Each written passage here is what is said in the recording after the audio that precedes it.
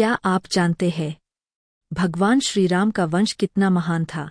सिर्फ राजा दशरथ ही नहीं, बल्कि उनके पूर्वजों में ऐसे ऐसे राजा हुए जिन्होंने गंगा को धरती पर लाया, सत्य के लिए अपना सब कुछ त्याग दिया और जिनके नाम पर रघुकुल की मर्यादा बनी। आज हम जानेंगे भगवान राम के पूर्वजों की वो प्रेरणादायक गाथाएं जो हर भारतीय के हृदय में धर्म और गौरव का भाव भर देती है। तो चलिए चलते हैं इक्ष्वाकु वंश की दिव्य यात्रा पर। गाय को प्रणाम ना करना भी पाप है, आपको पता है ये बात? गाय को जैसे गाय निकल रही है और आपने इग्नोर कर दिया, ये भी एक पाप है। यही पाप राम जी के पूर्वज ने किया, राजा दिलीप ने। तो क्या हुआ? राजा दिलीप के कोई संतान नहीं हो रही थी, तो राजा दिलीप अपने गुरुजी के पास गए, वशिष्ठ जी के पास। तो वशिष्ठ जी से कहा कि मेरे बच्चे क्यों नहीं हो रहे हैं, इतना बड़ा राज्य कैसे चलेगा, पुत्र तो है ही नहीं, क्या गलती हो गई कि हमारा वंश नहीं बढ़ रहा है?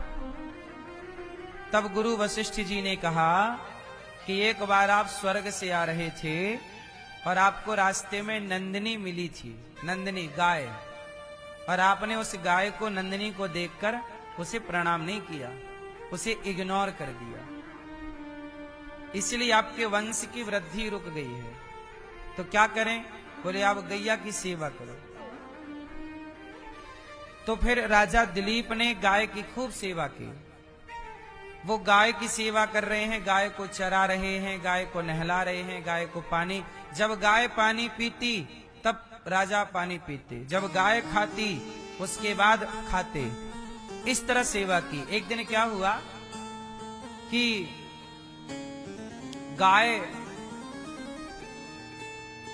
गाय जंगल में चल रही थी, तभी शेर आया और शेर ने गाय को पकड़ लिया। अब गाय शेर के हवाले, अब शेर खाएगा। तो राजा दिलीप बोले, हे सिंह देवता, हमारी गाय को छोड़ दो, एक काम करो, तुम्हें भूख लगी है, तुम हमें खा लो। शेर बोला, तुम्हें भी खा लेंगे, पर पहले गाय को हम खा लें। दिलीप बोले, नहीं, तुम यदि खाओगे तो हम तुम्हें मार देंगे। शेर बोला, दिलीप ये बताओ, शिकार करना हमारा धर्म है, भाई शेर का काम क्या है? जो मिलेगा, हिरण मिल जाए तो हिरण खाएगा, गाय मिलेगी गाय को खाएगा। बोले, ये देखो, इससे तो हमने मुंह पे दबाया है, इसलिए इस गाय पर तो हमारा अधिकार है। शेर बोला। राजा दिलीप बोले, तुम ठीक कह रहे हो, ये तुम्हारी शिकार है, पर देखो हम कह रहे हैं कि हमें खा लो। तब गैया बोली, दिलीप बोले कि नहीं नहीं, आप हमें खाओ, गाय को छोड़ दो, क्योंकि गाय का बच्चा भूखा है, जाने का टाइम हो गया, उसका बच्चा इंतजार कर रहा होगा, रम्हा रहा होगा। बहुत प्रार्थना की, तब शेर मान गया। शेर मान गया, ठीक है, हम गाय को छोड़ देते हैं और तुम्हें खाते हैं। तो राजा दिलीप ने अपना सिर झुका दिया और गाय की आजादी के लिए, गाय के लिए, गाय की रक्षा के लिए एक राजा ने स्वयं को शेर के हवाले कर दिया। जब शेर झपट्टा मारने बढ़ा तो वो शेर नहीं था, शेर के रूप में भगवान प्रकट हो गए। वाह राजन, आपने गाय का बड़ा सम्मान किया है। गाय के लिए मतलब आपने अपने प्राणों से अधिक गाय के प्राणों को समझा। लेकिन आज के भारत में क्या हो रहा है? आज मैं एक दिन एक अखबार में पढ़ा मैंने कि कोई कोर्ट के जज साहब ने बोला कि यदि भारत में गौ हत्या बंद हो जाए तो भारत में शांति आ जाएगी। ये जितने भी भारत में तरह तरह के जो घटनाएं घट रही हैं, कहीं प्लेन हादसा हो रहा है, कहीं पुल टूट रहा है, कहीं बेवजह लोगों की जाने जा रही हैं, ये सब का कारण जानते हो क्या है? ये सब कारण जो है, ये सब पाप बढ़ चुका है। और सबसे बड़ा पाप इस धरती का क्या है? गौ हत्या ही इस धरती का सबसे बड़ा पाप है। और वो हत्या हमारे देश में हो रही है। बूचड़ खाने गैया को काटे जा रहे हैं, मारे जा रहे हैं। क्यों जी, बात सही है कि गलत है? इसलिए राजा दिलीप पर गौ माता प्रसन्न हो गई और बोली, राजन जाओ हमारा बछड़ा लेकर आओ, हमारा बछड़ा, तुम हमारा दूध निकालो और दूध पियो, तुम्हारे घर में पुत्र होगा, हमारा आशीर्वाद है। तब राजा दिलीप ने कहा, नहीं, पहले आपके दूध पर आपके बछड़े का अधिकार है। बछड़े को पिलाया, बछड़े का पेट भरा, तब राजा दिलीप ने दूध पिया और उनके जो गौ माता के आशीर्वाद से जो पुत्र हुआ, उसी दिलीप जी के पुत्र का नाम पड़ा रघु, जिनके नाम से रघुवंश चला। रघुकुल रीति सदा चली आई, प्राण जाए पर उन्हीं रघु के पुत्र, उन्हीं रघु के वंश में हुए अज, और उन्हीं के यहां हुए दशरथ जी, और उन्हीं के यहां हुए राम।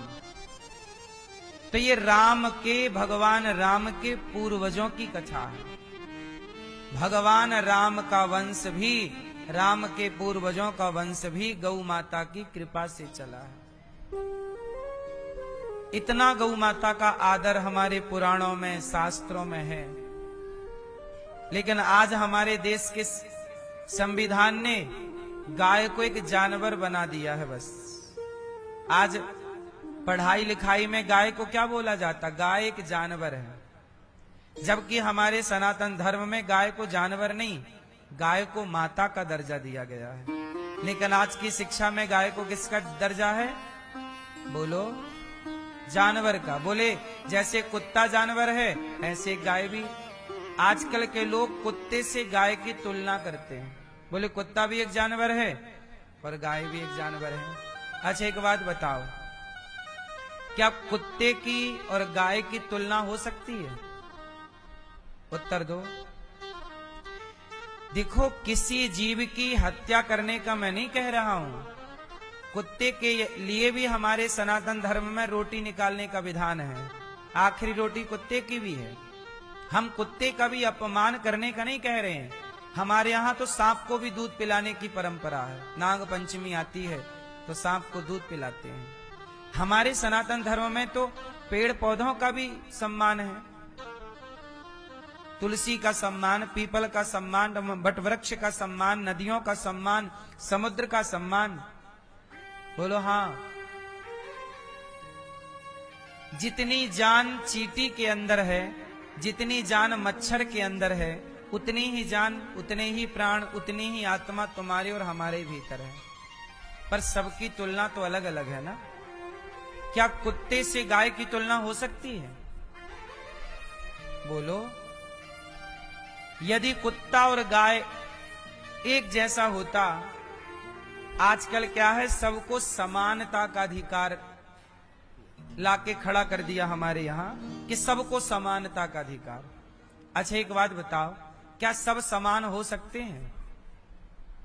क्या प्रकृति सबको एक समान मानती है? बोलो, क्या आप सबको एक समान मान सकते हो? यदि एक समान मान सकते हो तो बताओ, आम और बबूल क्या एक समान है?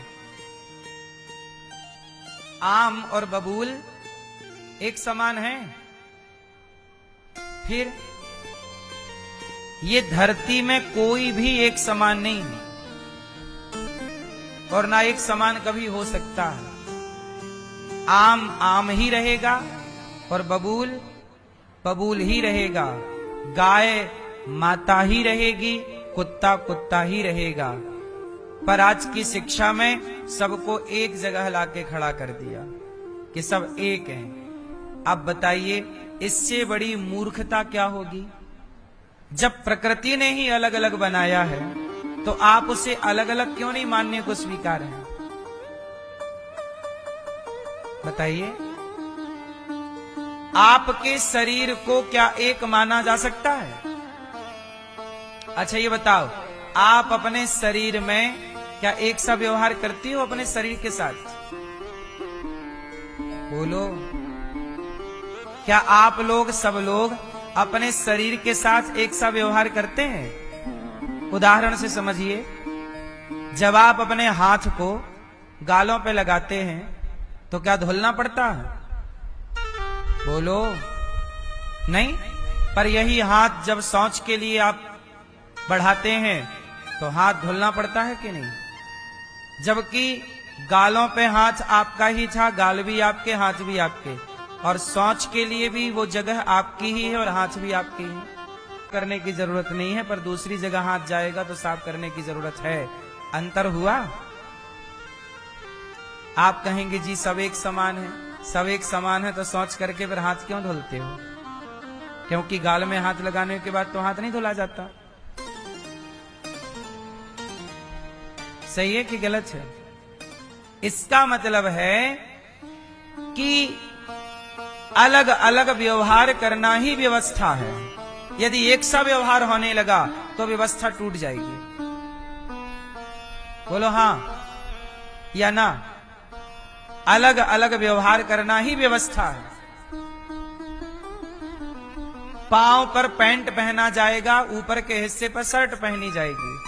आप कहो जी शरीर एक है तो भेदभाव क्यों? जो छाती को पहनाते हो वही पांव को पहनाओ, तो फिर पैंट छाती पे भी पहनो, ऊपर भी। कैसे व्यवस्था बनेगी बताइए? अलग अलग ही व्यवहार करने पड़ेंगे। कोई संभावना कोई हो ही नहीं सकता एक सब। इसी प्रकार जैसे आम अलग है, अंगूर अलग है, सबका स्वभाव अलग है, सबके साथ व्यवहार अलग है। आम के साथ अलग व्यवहार है। आम की लकड़ी का यज्ञ में प्रयोग होता है, बबूल की लकड़ी का यज्ञ में प्रयोग नहीं होता। अब आप कहो जी लकड़ी तो दोनों है, क्या दिक्कत है? नहीं साहब, अंतर है। अब ये अंतर हम मूर्खों को नहीं समझा सकते। उसी तरह गाय में और कुत्ते में क्या अंतर है, ये हम मूर्खों को नहीं समझा सकते, तो समझदारों का विषय है। और आज इस देश में मूर्खों की जनसंख्या ज्यादा है, समझदार लोग हो गए हैं कम।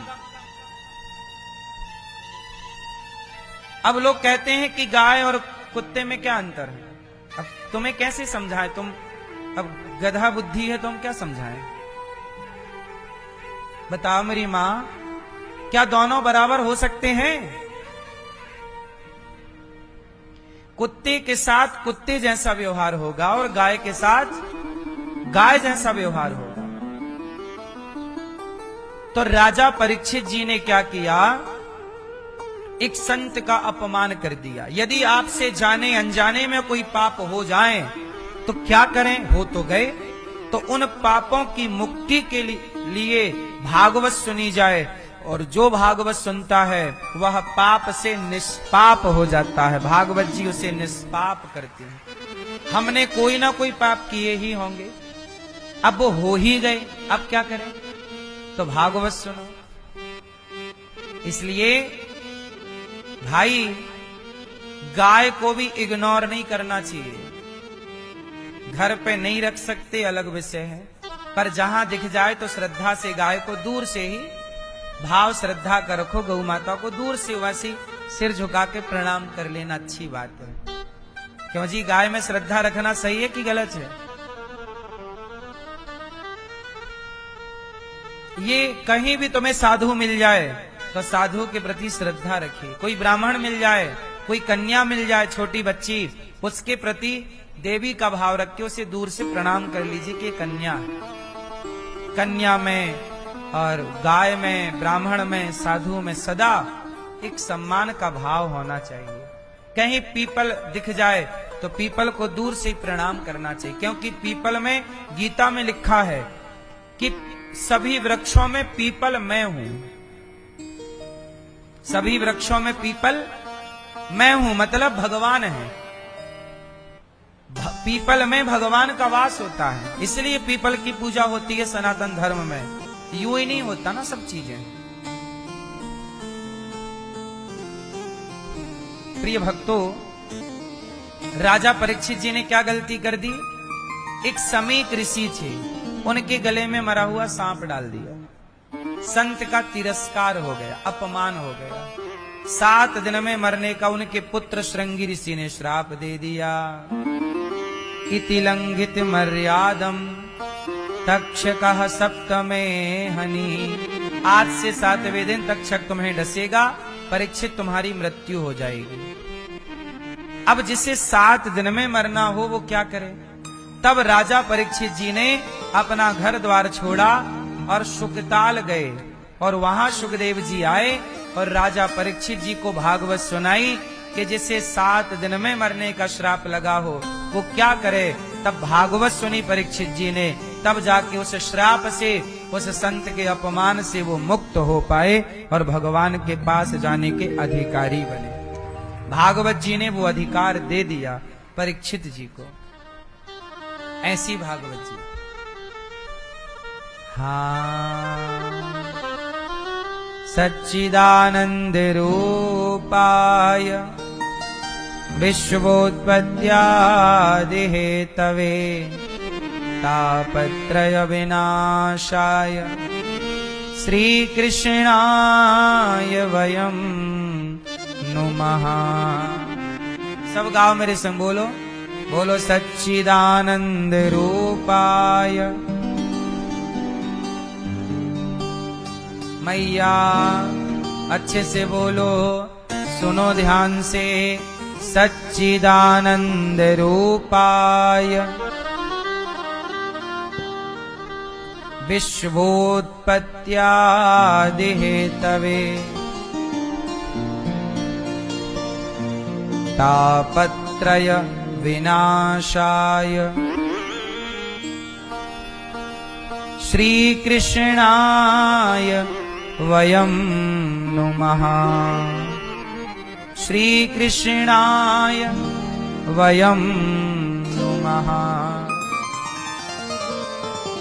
ये भागवत जी के महात्म का प्रथम श्लोक है। क्या है अर्थ? सच्चिदानंद रूपाय। क्या लिखा भागवत जी में? ईश्वर सच्चिदानंद है, सतचित आनंद, जो विश्व की उत्पत्ति। आप किन भगवान की भागवत सुनने जा रहे हैं? भागवत सुनने जा रहे हैं ना। भागवत किन की है? जो सच्चिदानंद स्वरूप भगवान है। भगवान कैसे हैं? सतचित आनंद। भगवान सच्चिदानंद है, सत भी है, चित भी है, आनंद है। भगवान करते क्या है? विश्वोत्पत्त्यादि, विश्व की उत्पत्ति, पालन, संहार। भगवान क्या करते हैं? विश्व की उत्पत्ति करते हैं। ये संसार किसने बनाया? पालन करने वाले कौन? भगवान नारायण की 3 शक्तियां हैं, ब्रह्मा, विष्णु और महेश। ब्रह्मा सृष्टि को उत्पन्न करते हैं, भगवान विष्णु पालन करते हैं और भगवान शंकर संहार करते हैं। इन तीनों को जोड़ा तो बना गॉड, GOD। गॉड का फुल फॉर्म क्या है? G for generator, O for operator, D for destroyer. तो G फॉर जनरेटर कौन? ब्रह्मा जी जनरेट करते हैं सृष्टि। O फॉर ऑपरेटर कौन? भगवान विष्णु पालन करते हैं। D फॉर डिस्ट्रॉयर कौन? भगवान शंकर सृष्टि का समूल संहार करते हैं। ये ब्रह्मा, विष्णु, महेश तीनों की सृष्टि का नाम है गॉड। ये तीनों शक्तियों को मिलाओ तो क्या बनता है? गॉड। गॉड कौन? भगवान। ये तीनों शक्तियां अलग अलग काम करती हैं। इन तीनों शक्तियों को प्रकट, अच्छा, ब्रह्मा, विष्णु, महेश ये कौन हो गई? ये भगवान की शक्तियां हैं। अब भगवान कौन है? ब्रह्मा, विष्णु, बोलो ब्रह्मा, जोर से बोलो, ब्रह्मा, विष्णु, महेश। ये कौन है? ये भगवान की शक्तियां हैं। ये गॉड की क्या है? भगवान कौन है? भगवान है श्रीमन नारायण। भगवान जो क्षीर सागर पर लेटे, जिनके पांव लक्ष्मी जी दबा रही हैं, वो कौन है? वो है भगवान। भगवान कौन है? जिनके संग लक्ष्मी जी हैं। जिनके साथ लक्ष्मी जी नहीं है वो भगवान नहीं है। याद रखिए परिभाषा, भगवान किसे कहते हैं? अच्छा बताओ, ब्रह्मा जी भगवान है या नहीं? कितने लोग कंफ्यूज हैं सनातन में? बताओ, ब्रह्मा जी भगवान है या नहीं? उत्तर दो, बोलो मेरी मां। ब्रह्मा जी भगवान है या नहीं? जोर से, जोर से। ये थे भगवान राम के पूर्वज, जिनकी गाथाएं आज भी हमें धर्म और सत्य की राह दिखाती है। अगर आपको ये वीडियो अच्छा लगा तो एक लाइक जरूर करें और ऐसे ही ज्ञानवर्धक कथाओं के लिए चैनल को सब्सक्राइब करें। जय श्री राम।